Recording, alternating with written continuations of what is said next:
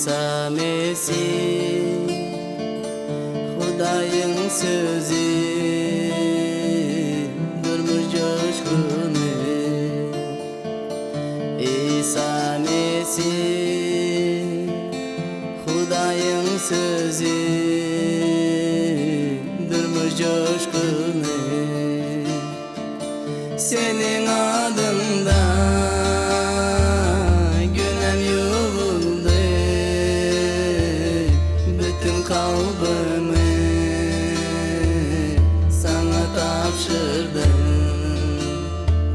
senin adında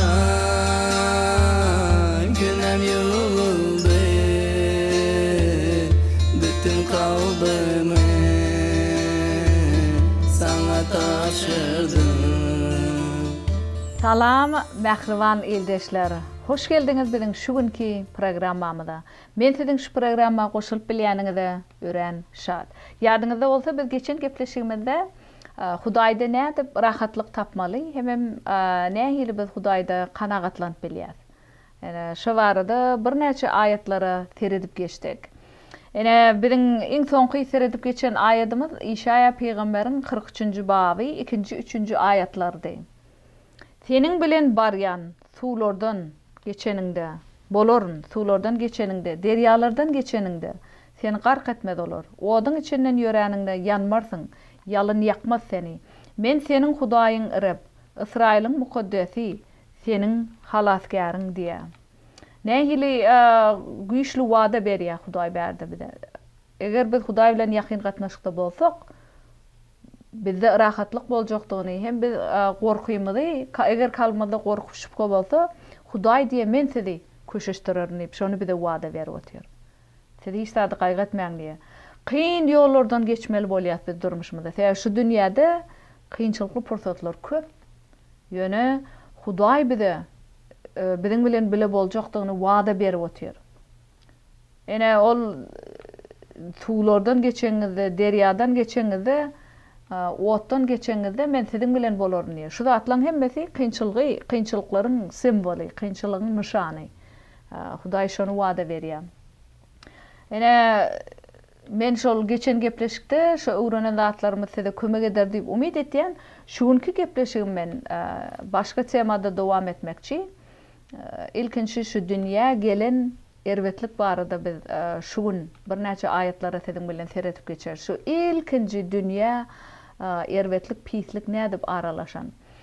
Men ýöne öz durmuşuňyzda ýene-de şol parahatlyk barada, iman, Hudaýda kanagat tapmak barada iman etip ýaşamaga çagyrýan Hudaýda, İsa Mesihde. Sebäbi iman etmedik adam hiç açan Hudaýy görüp bilmeýär, hoşal etip bilmeýär. Biz bu barada Ýebreýler kitabynyň 11-nji babynyň 6-njy aýatyny görýär. İman etmeýän adam hiç wagt Hudaýy hoşnut etip bilmez. Hudaýa ýakynlaşan adam onuň barlygyna we özüni agtarýarlary tylajakdygyna inanmalydyr diýär. İmansyz biz Hudaýy hoşal etip bilmeýän ekenik. Eger biz Hudaýa iman etip ýaşasak, onu Ýebreýler kitabynyň 13-nji babynyň 5-nji aýatyna aýtýaly, Hudaý şeýle diýär: "Men sizi hiç wagt ýeke taşlamaryn, terk etmerin" diýär. Hiç açan sizi terk etmerin. Şoň üçin men sizi Hudaýa iman etip ýaşamaga çagyrýan. Ene biziň şu günkü gepleşigimizde inki dünýä inen betbagtlyk nähili bolup geçen.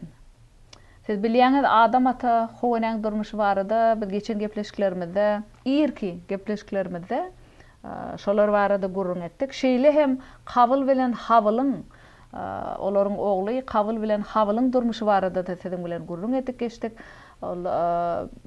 Şol iki dogan birek-birege nähili gawanjaňlyk edip nähili erwetlik bolup geçdi.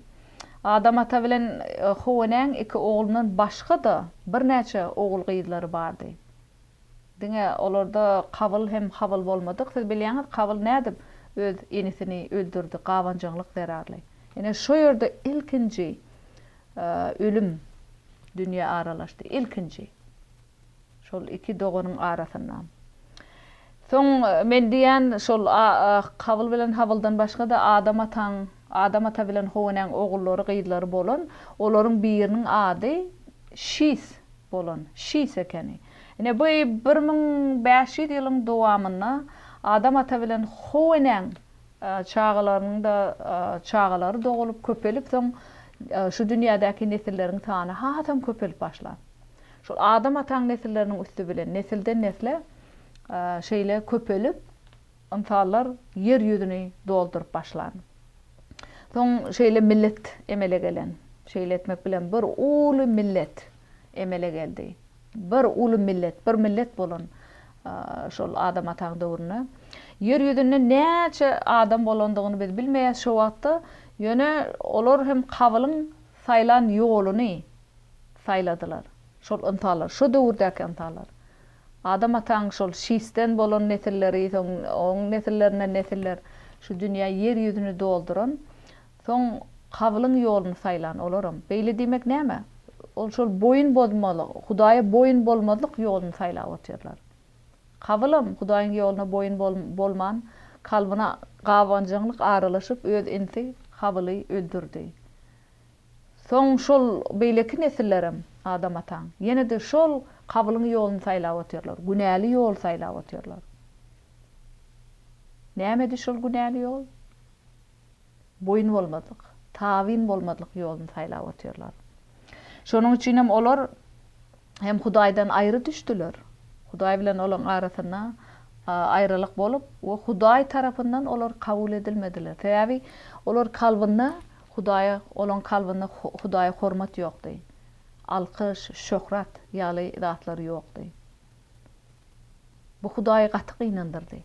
Hudaý insanlar näme üçin yaratdy? Özi bilen eň ýakyn gatnaşykda bolmak üçin yaratdy. Ýöne insanlar Hudaýy saýlap, oň ýolundan ýöremen, oňa tabin bolman, eýsem öz ýoluny saýladylar. Ýene bu hem Hudaýy gaty gynandyrdy. Soň ol gelip çykyş kitabynyň 6-njy, 9-njy baplaryna özüňiz okap bilýäňiz. Şo ýerde bütün dünýä sil getirip şol erwetlik, pisligi dünýäden aýyrmak islerdi Hudaý. Ene häzir gelip çykyş kitabynyň 6-njy babynyň 1-nji, 2-nji aýatlaryna seredelim. Bütün dünýäde adamlar köpelip başlap, olardan ençeme gıylar dünýä ýylyny.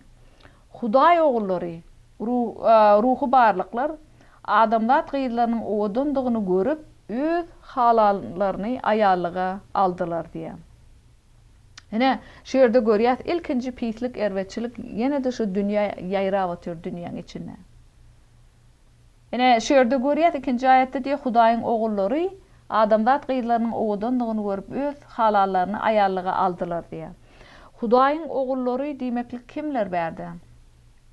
Ene kä ýerde Hudaýyň ogullary perişteler hökmünde suratlandyrylýar. Şol Hudaýyň mukaddes sözüne kä ýerlerde bolsa olar Hudaýyň öz saýlan halky bolan Israili görkezýär ýa-da Israili suratlandyrýar. Eger siz şu Hudaýyň mukaddes sözüne okaňyzda Hudaýyň ogullary diýen jümle duş geleňizde şonu ýatdan çykarmaň. Käbir kontekstde perişteler hökmünde gelýär. Käbir kontekstde bolsa ol şol Hudaýyň öz saýlan halky Israili suratlandyryp ýa-da şonu görkezýär. Ýöne şu birin kontekstimizde şu gelip çykyş kitabynyň 6-njy babynyň 2-nji aýatyna şu kontekstde ol öňkü perişteler bolan. Täbi siz bilýäňiz, şol gowy perişteler bolar olar. Ýöne häzir şu günkü dünýäde olar iblis, şeytanyň şol toporuna degişli perişteler bolar. Erwet perişteler, gowy perişteler däl.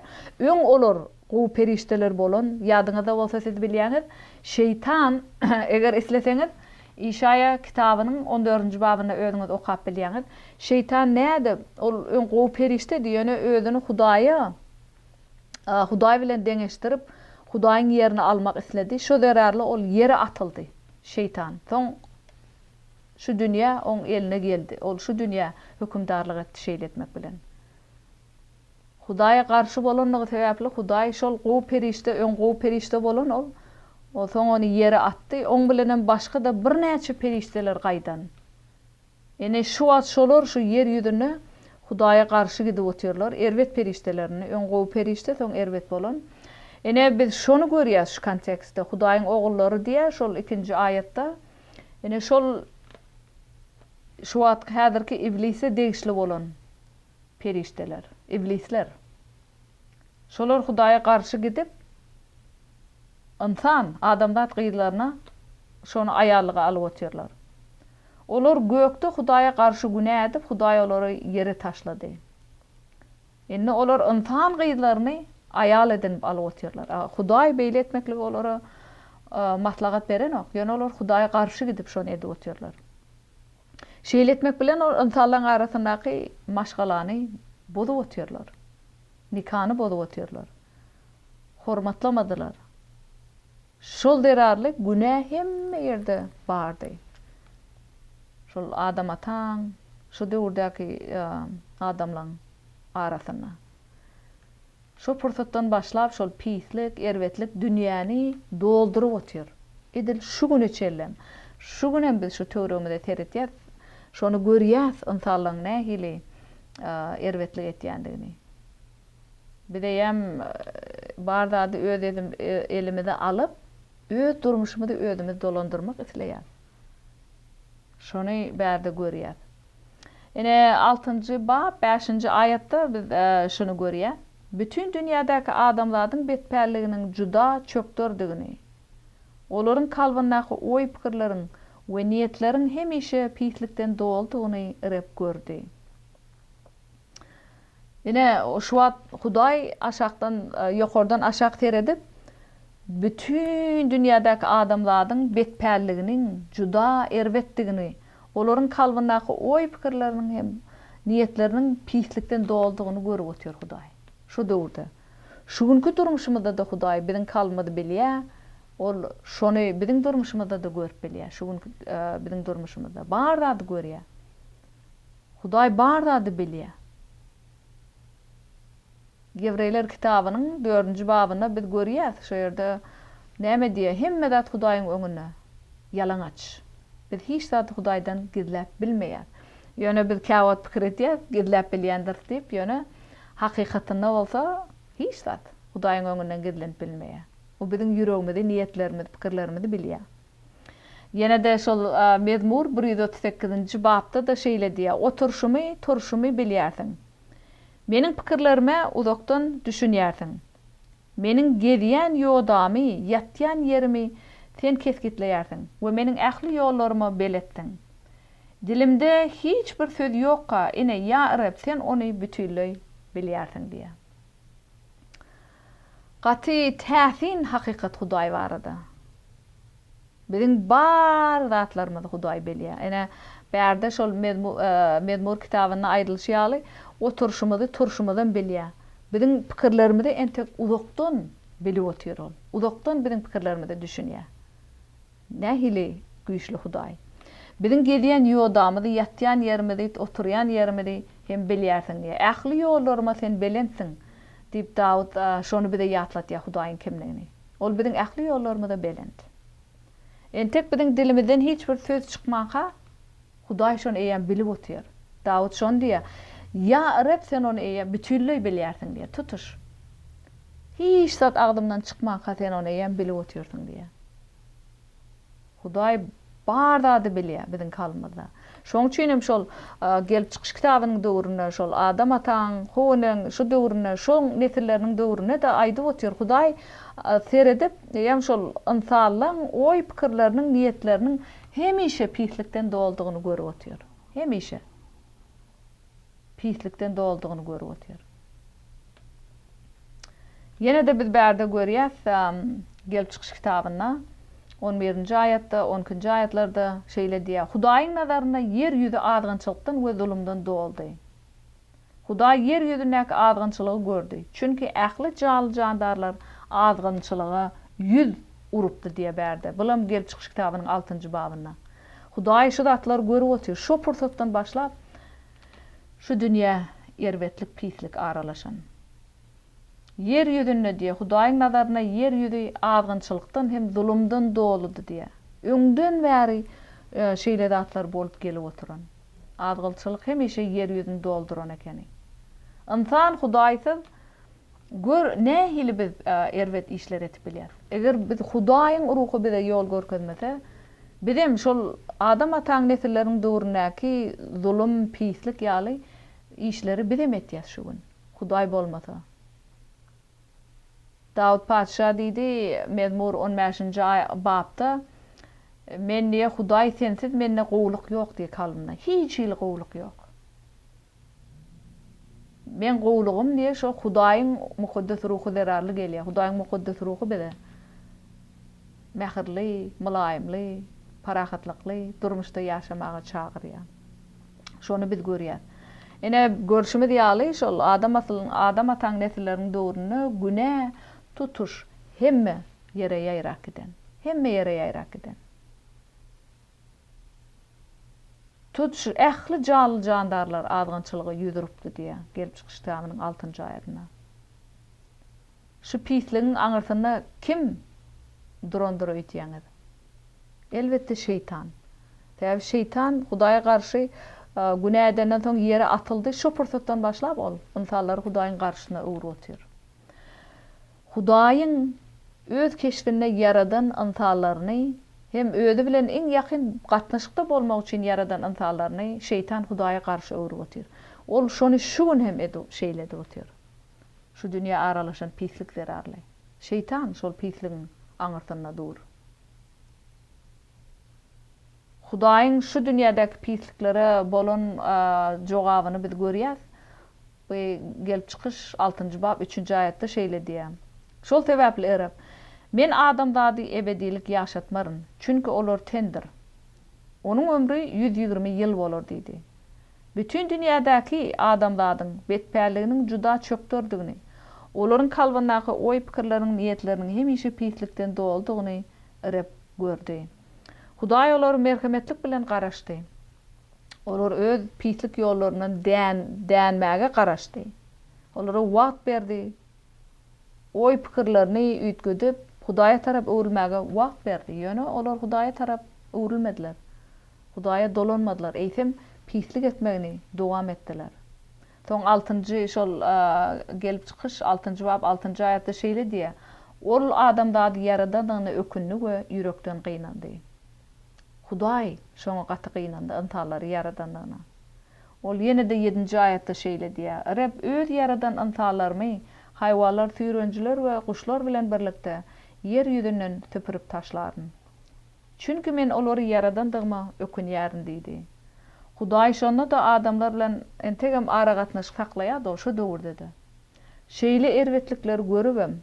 Şonda da ol gatnaşygyny dowam etdi. Täze Hudaý oň häsiýeti söýgi, ol öz häsiýetine garşy hereket etip bilmeýär Hudaý.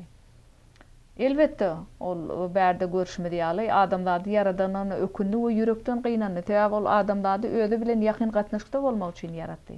Öz keşfini biri yaratdy. Hudaýyň häsiýetleri bizde bolmaly. Ýöne biz şu wagt adam ata bilen hoýnan eden günäkler arly, biz entegem şol günä bilen dyrjaşyp otyr öz günlük durmuşymyzda. Biz öz durmuşymyzda öz ýolumuzy saýlamak isleýär. Hudaýa tabin bolmak islemeýär.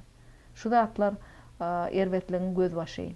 Ýöne şolaryň ahyryna pisligiň aňyrsyna şeytan otyr. Şeytan Hudaýyň yntanlaryny Hudaýa garşy öwrüp otyr. Şol pursatdan başlap şu güne çelli hem şonu edip otyr. Hudaý özüniň merhametini hemişe yntanlara ýatlady otyr. Özüniň merhametli Hudaýdygyny. Kabul ýaly boyun bolmajagy özüniň höküm etjekdigini Hudaý bize ýatlatýar. Kabul öz entini öldürenden soň Hudaý näme diýdi oňa? Çykaryp gowy iýberdi. Şoň üçin bizem şol kabul ýaly hereket etmekden Hudaý gorap saklamak isleýär. Bide şu günem adamlaryň günäsi elbetde Hudaý gaty gynandyrýar, ýürekden gynandyrýar Hudaý. Biziň her bir etýän günämiz şu günkü günde Hudaý gaty gynandyrýar.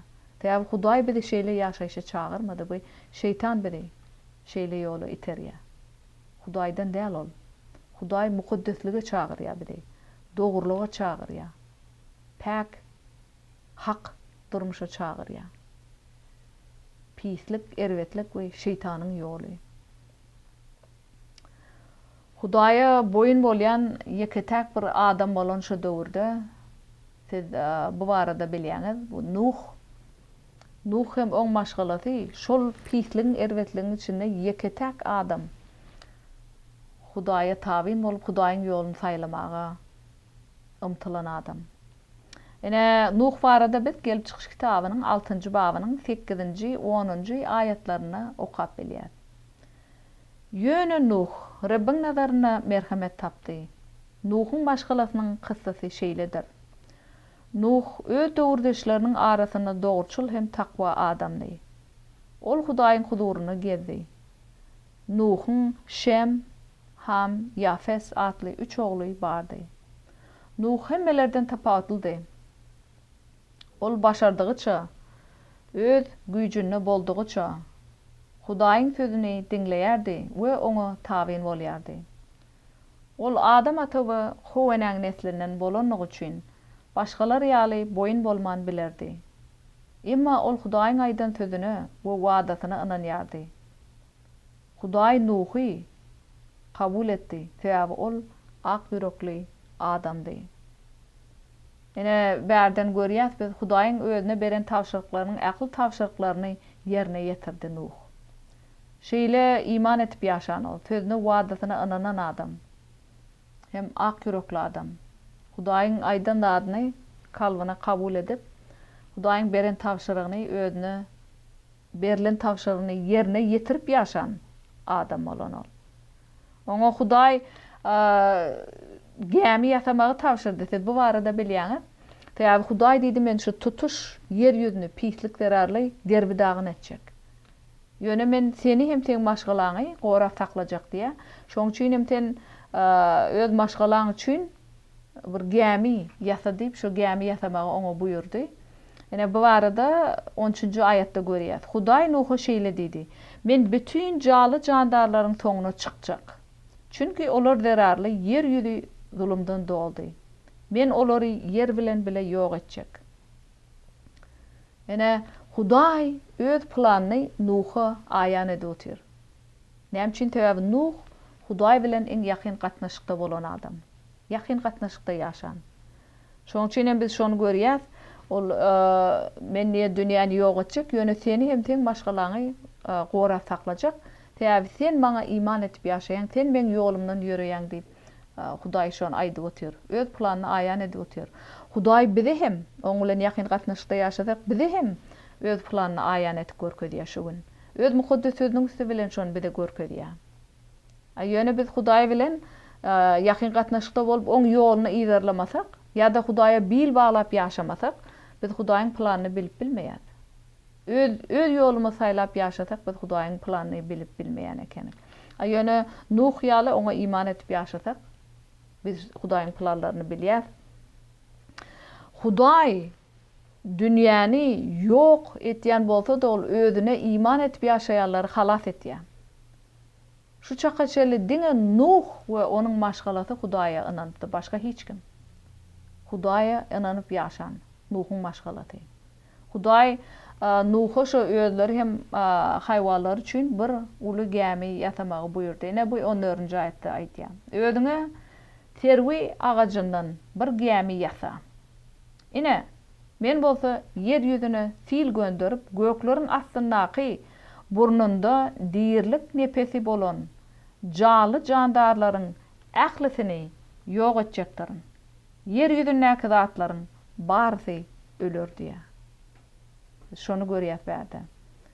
Jaly jandarlardan ählisini ýok etjek diýär. Yer ýüzündäki ähli zatlaryň barysy öler diýip şonu aýdyp otyr.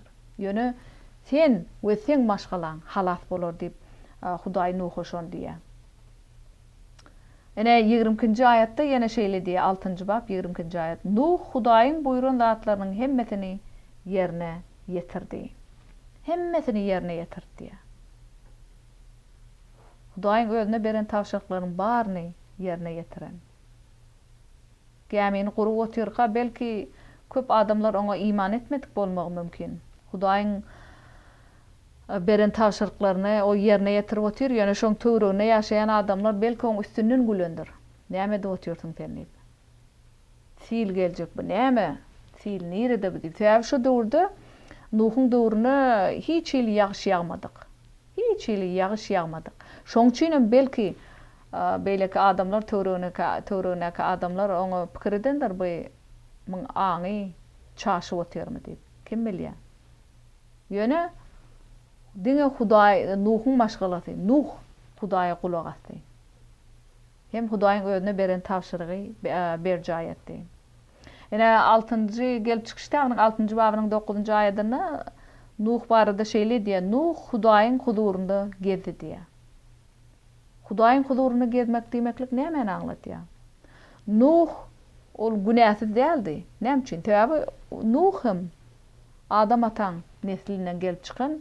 Her bir Adam ataň neslinden şol adamda Adam ata bilen howene eren bagyna günä edenligi derarly şo pursatdan başlap ähli adamda.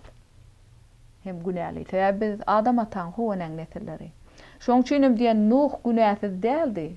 Täbi ol Adam ataň nesli. Adam ata bilen howene eden günäsiz derarly biziň barymyz günäli.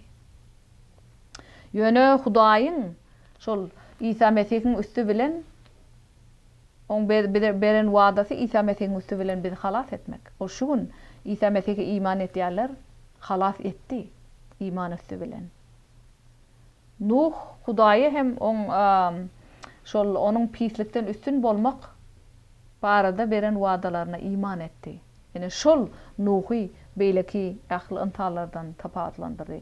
On imany oňa Hudaýa boyun bolmaga ruhlandyrdy. Hemişe Nuhy Hudaýa boyun bolup tabellikde ýaşamaga ruhlandyrdy.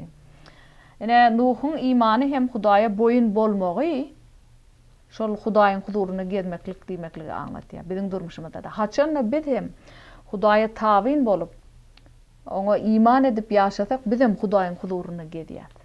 Gündelik durmuşymyzda gezip bilýär iman üstü bilen. Hem tabirlik üstü bilen.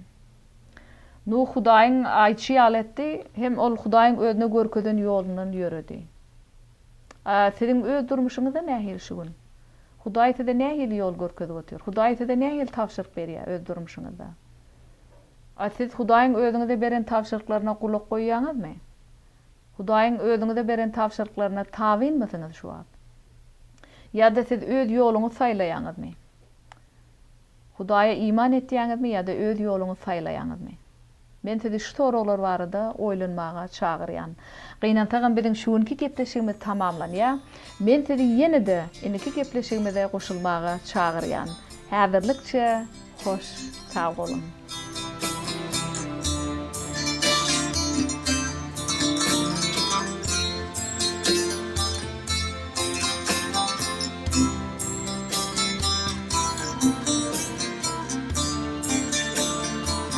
Senin adında günem yolunu bütün kalbimi sana tapşır.